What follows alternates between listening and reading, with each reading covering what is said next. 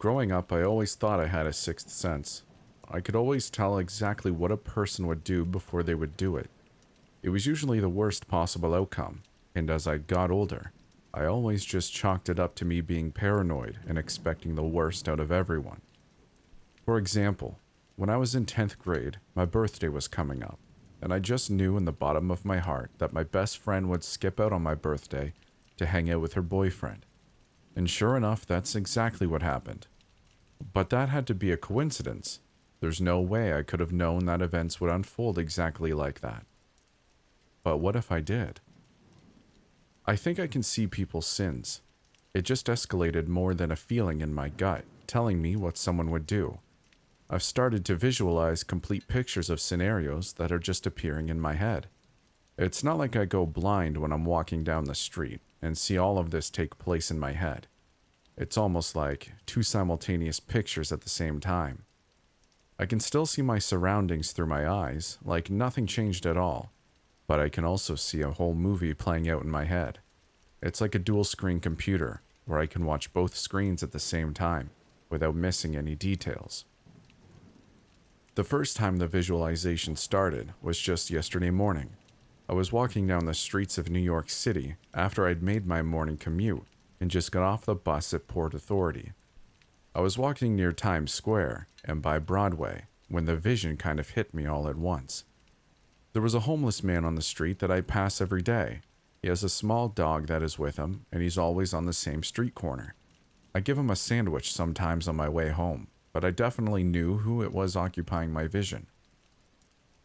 I saw this homeless man, except he didn't look homeless. He had long hair still, but it looked groomed and well kept.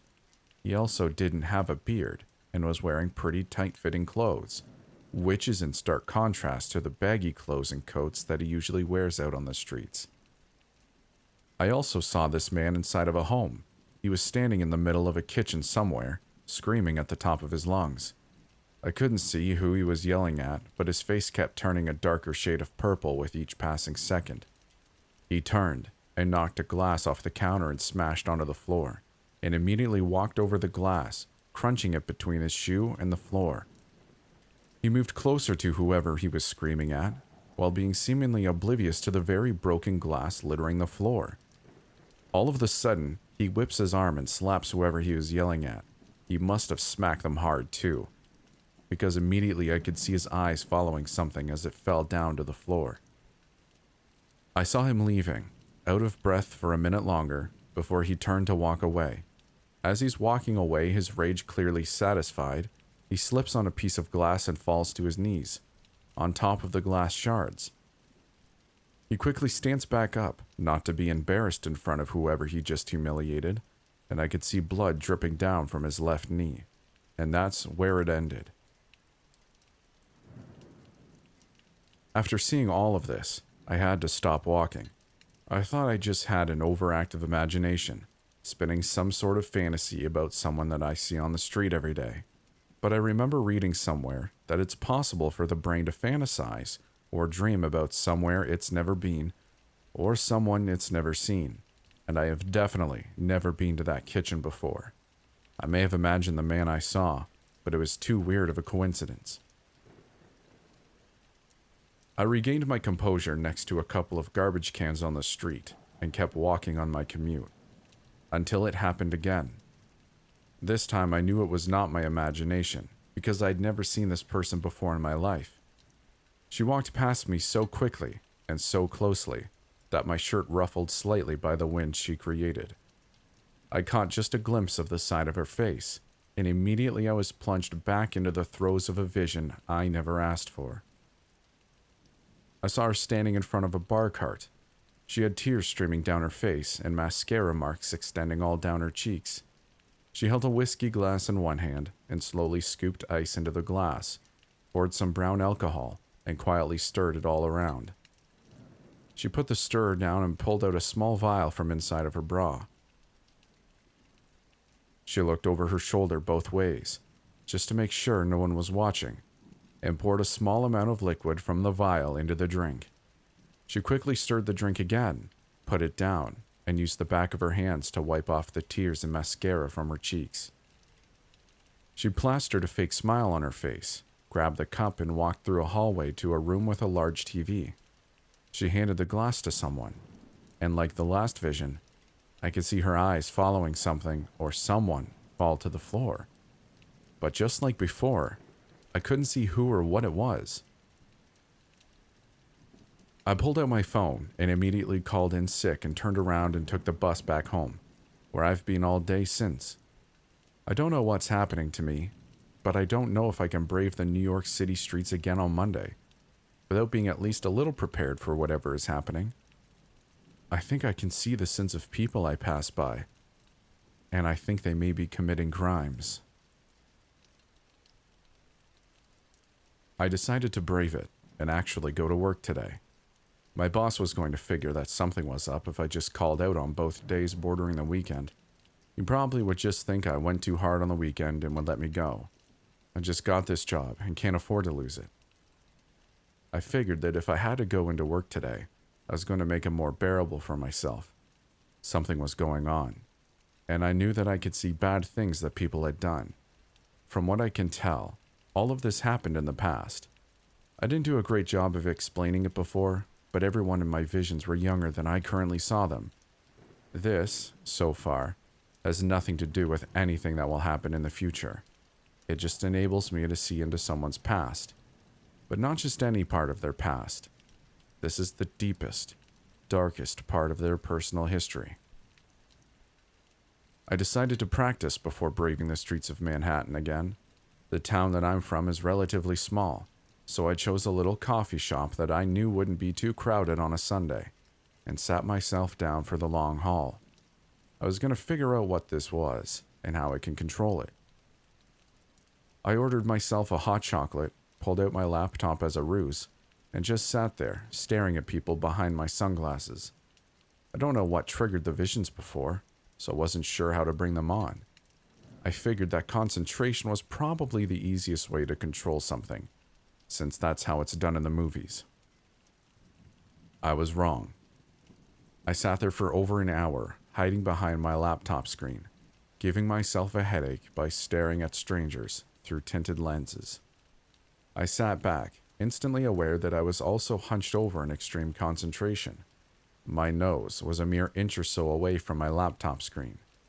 I relaxed myself, pulled my sunglasses up to the top of my head, and started rubbing my temples as my eyes adjusted to the world in real color, instead of the copper-toned coffee shop I was used to. With my eyes closed in concentration, rubbing my temples to alleviate the headache that I could just feel brewing beneath the surface, my friend Adam sat down across from me at the little table I had been occupying.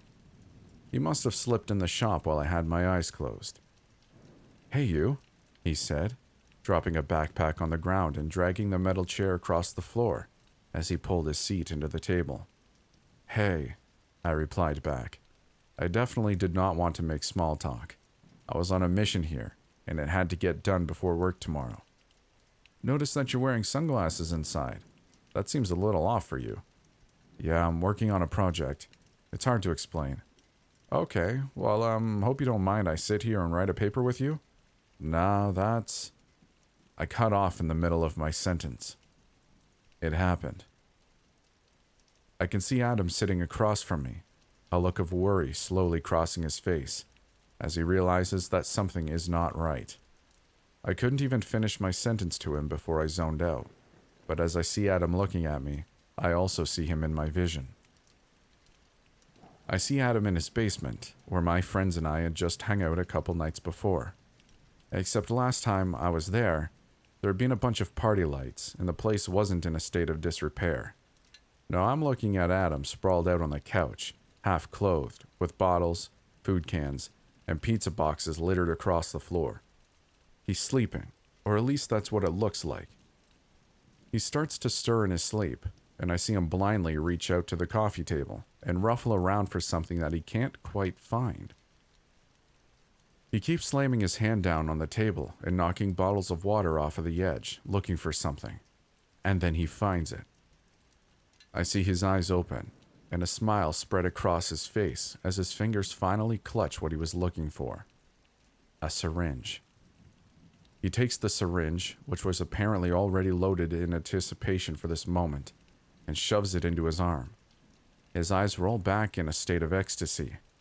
He drops the syringe on the floor, and his head lolls back onto the arm of the couch.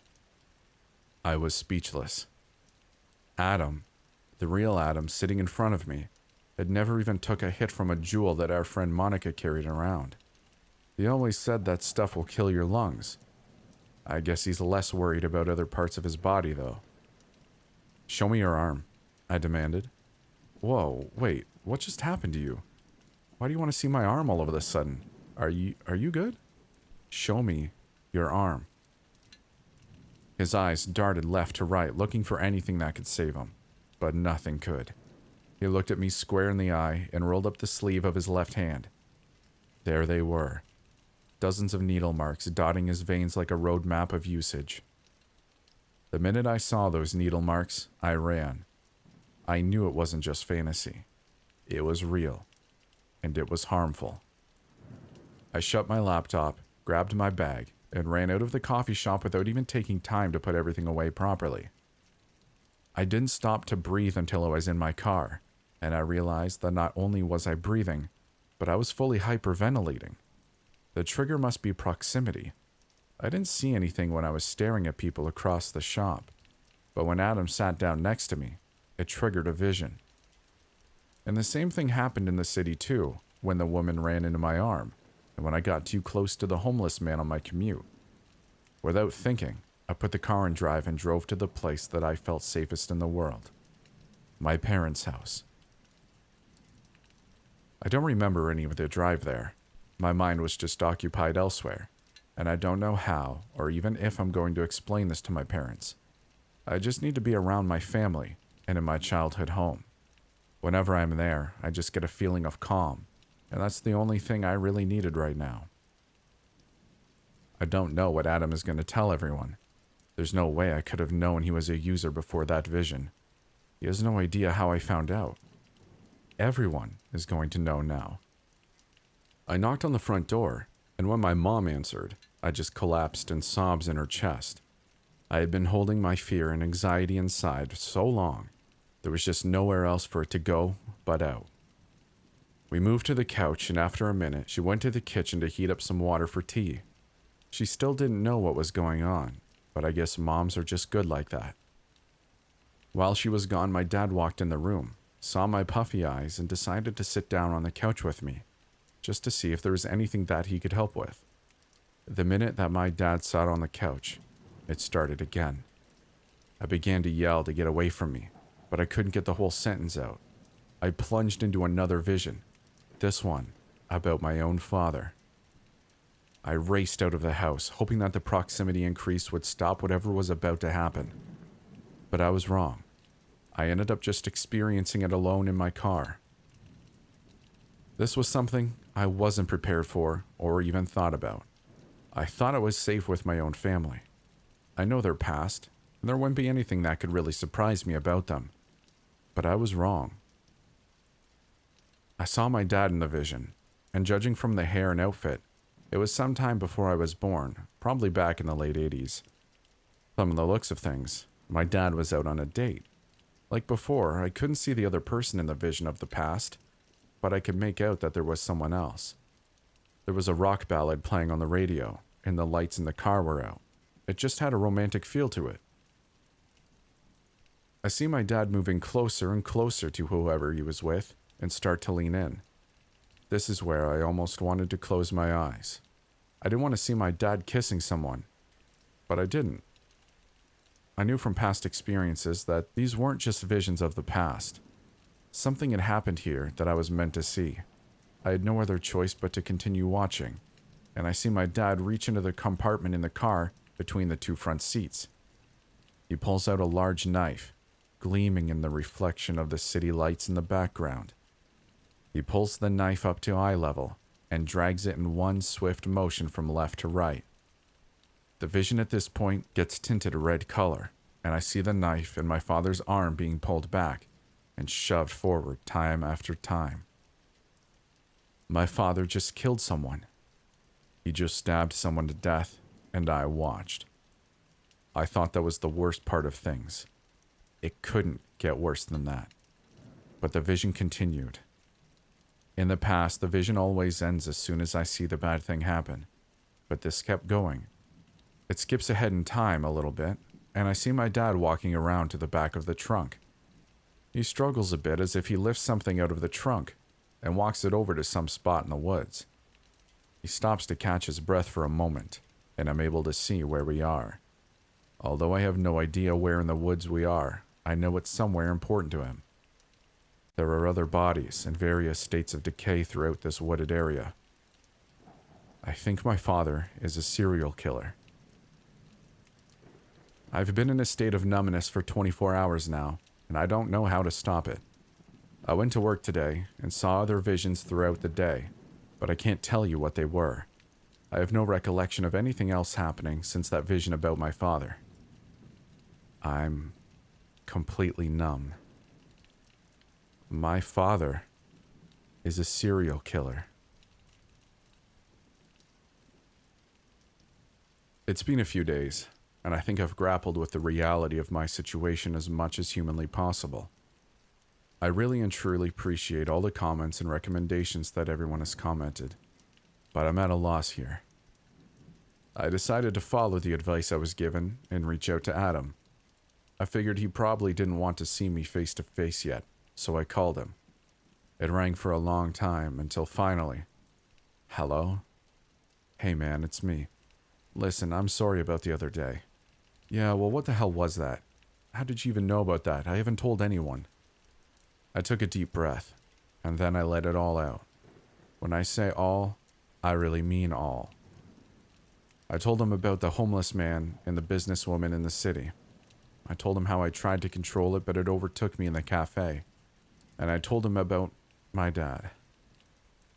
"Oh, holy crap," was the only answer I got after my 30-minute spiel. "Adam, listen.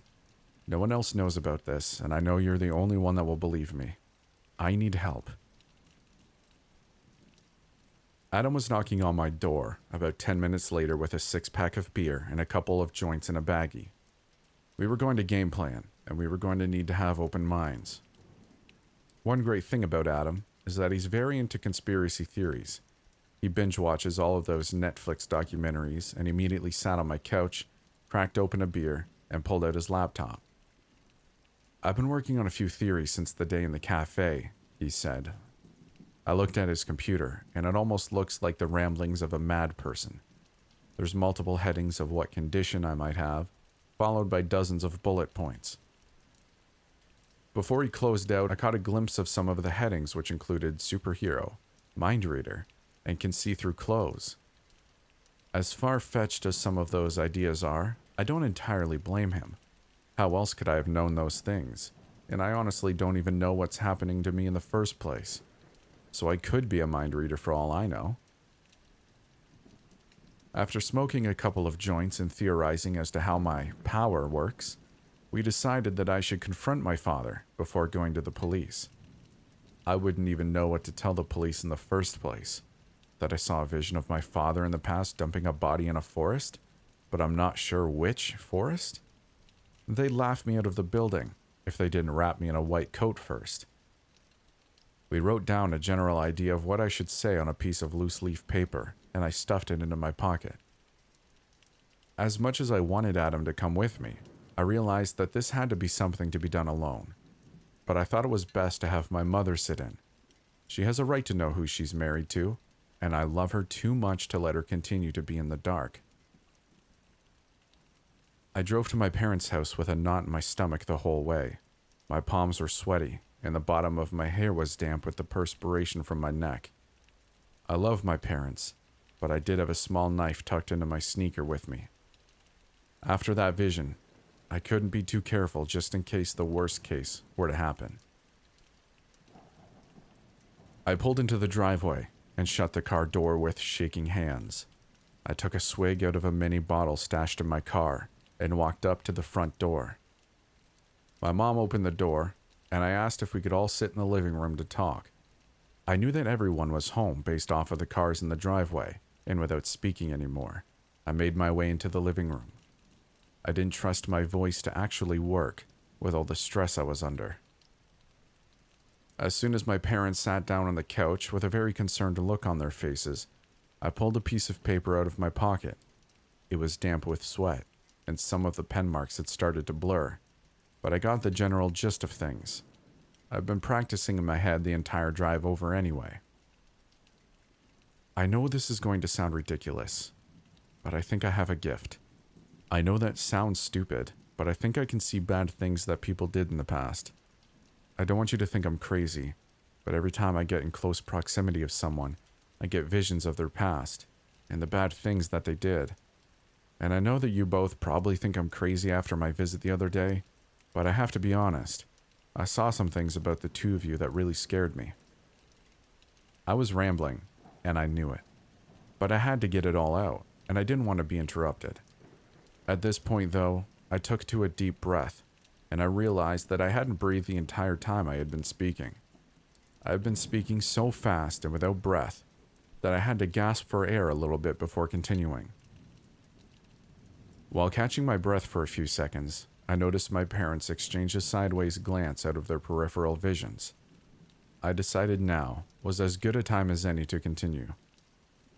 Dad, I saw you in a car with some woman, and I saw you slice her throat and stab her. And then it kind of cut out, but then I saw you surveying some area in the woods. I don't know where, but there were a lot of bodies, and it looked like you had done that before. And that's why I left and ran away. Because you're a serial killer. And Mom, I figured you need to know about this for your own safety. I didn't realize it, but tears were constantly streaming down my face as I confessed all of this to my parents. The paper I was holding was thoroughly soaked, and the pen was blurred from the errant teardrops falling from my face. At this point, I had tried to be strong for too long, just like last time. After seeing my mom, I collapsed into sobs that racked my entire body. I melted into her arms as she stroked my hair. My dad kept his distance, which was fine by me, and my mom started to speak. Honey, there's something that we need to tell you. We probably should have told you this a long time ago, but we thought there was a chance it wouldn't affect you. It looks like we probably made the wrong decision, so I think it's time to come clean. My dad spoke next. You're not alone. You're not the only one who sees these visions. Your mother sees them too. I pulled my head out of my mother's lap and looked into her eyes. I needed confirmation that he wasn't just lying to me. She made direct eye contact with me and solemnly shook her head. He continued. What you saw in that vision, I can explain to a degree. I can't explain away the murder. That is unforgivable. And I understand if you don't want to speak to me again, but I can explain the background circumstances of why I did what I did. Back in 1983, we were about 23 years old. We had just begun dating and things were getting pretty serious. You know that we dated for a very short amount of time before we got married. And we decided to go to a party to celebrate her senior year being over. I turned my back for a minute, and someone spiked your mother's drink. I found her an hour later, in one of the bedrooms of the frat house, her clothes strewn around the room, and I think you can assume what had happened. She couldn't remember who it was, and I wasn't around for confirmation of suspects, and that's when your mother's vision started. When she got close to one of the people there that night, she would see that the night from their point of view. Understandably, this was causing her to relive the trauma over and over again. And for me, that was unbearable. I couldn't stand to see the woman I love in this much pain. I asked her to point out each of the suspects and those who participated in the event that night. As she pointed them out, I slowly but surely made sure that they disappeared. Your mother didn't know what I was doing at first, but eventually she noticed that those people hadn't been around in a while, and I came clean. The vision you saw of me with the woman, that was your mother's roommate at the time. She had orchestrated the entire event, and she was the last to go. I stared into my mother's eyes and realized that every part of this story was truth. She chimed in. My visions haven't occurred since. I believe in my case that there was a specific trigger, but it seems like this has been brewing in you for a while. Your father is my hero, and while I don't agree with how he chose to handle this situation, I would not be here today if I had to keep reliving that night over and over again each time I passed those people on the street. You do have a gift, and it's up to you how you use this gift. Thank you for making it this far. I hope you enjoyed the video. I just wanted to quickly let you know about a couple things I have going on. I have an Instagram where I post more personal things about who I am. It isn't just all creepy stuff. You can find me at Stories After Midnight. I also have a Twitter where I mainly retweet and like things I find interesting. The handle for that is in the description, but it is S_A_midnight. I should really find another one because that's hard to say. If you really like what I'm doing, consider joining the Midnighters. That's my growing community where we hang out and have fun and talk about cats. You can find a link to our Discord in the description below. We'd love to see you there. Other than that, it'd make me happier than a cat on a table full of antique glassware if you'd like the video and consider sticking around for more. We'll see you in the next one.